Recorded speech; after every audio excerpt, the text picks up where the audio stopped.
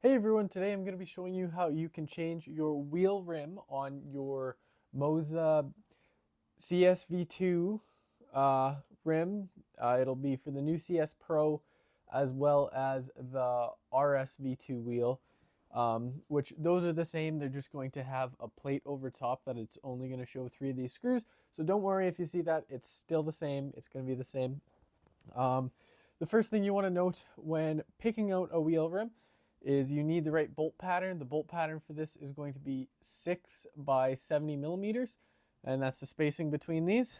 Yeah, and that's a pretty standard spacing for wheel rims. There's going to be a couple aftermarket wheel manufacturers that is actually going to be different than that, but for the most part, they should all be that. I decided to go ahead and get me this Sparco. This is the R375, which this is a 350 millimeter wheel, and the one that comes on the Moza is a 330 millimeter wheel, so a little bit wider, but I've used it for a bit and I've really enjoyed it.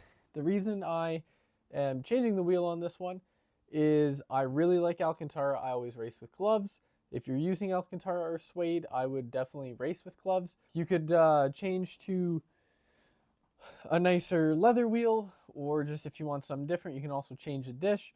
Another thing to keep note, if you are changing the rim, you want it to be this kind of shape where it kind of curves around here and has this curve, because you have to miss the buttons and miss all of these. If you can't miss those, then you're not going to be able to put this rim on because it's not going to fit. You can always pop these off if you need extra space, but then it basically makes those unusable.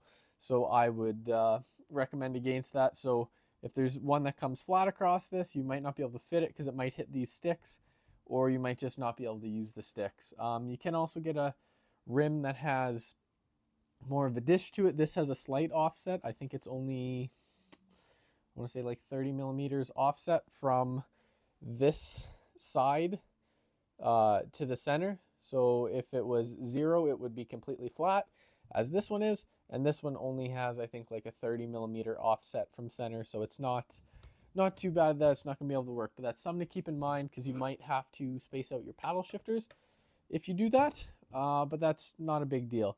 So anyways, let's get to what you need to do to take this off. So to take this off, it's just going to be these 6 bolts here.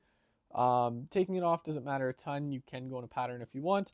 The one thing to keep note is this is going to be a 3 millimeter hex, and you should have got an Allen key that would fit that in your kit, but I'm just using a ratchet and extension because it's a little bit easier.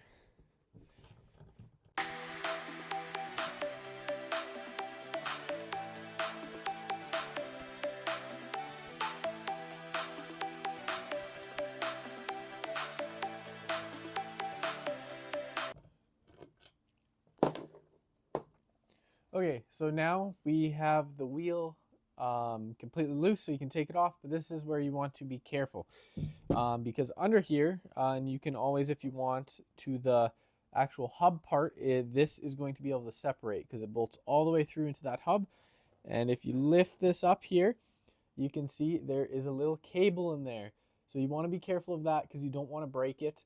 You can always tape this to here if you don't want it to move, or just leave it there when you're shifting the wheel to the other. And you want to make sure when you're putting this back together, when you put this on top, you don't want that cable sticking onto here because you're going to pinch it and break it, and that is no good.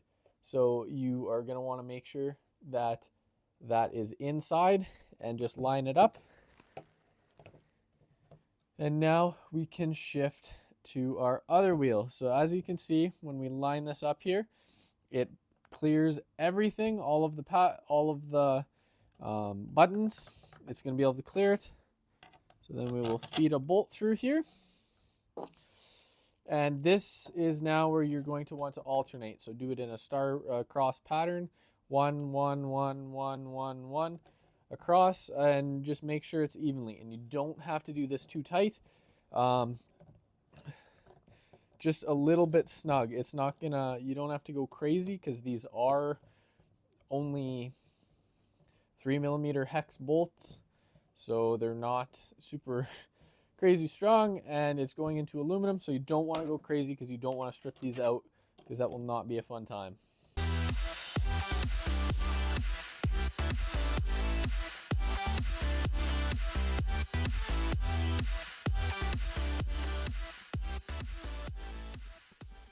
And there we go, we are all tight. We can see the wheel is nice and snug on there. All good, there's no cables pinched, and the only thing left we have to do is snap it on. When you are looking for wheels, the one thing I would say is you do get quality with when you pay for a good wheel. This is actually off, or this is like a racing wheel, so this is an actual Sparco wheel. It's not a replica or like a cheap Chinese knockoff. You can definitely do that, but I have seen iffy wheels. It's kind of depends, but you can take your chances, and yeah, it's something that will definitely spice up your setup. I hope this helped you, and if you've let me know if you've changed your wheel before, changed your wheel rim, because I'd like to know what fits on what other kind of wheels fit on this setup. And yeah, I hope this helped.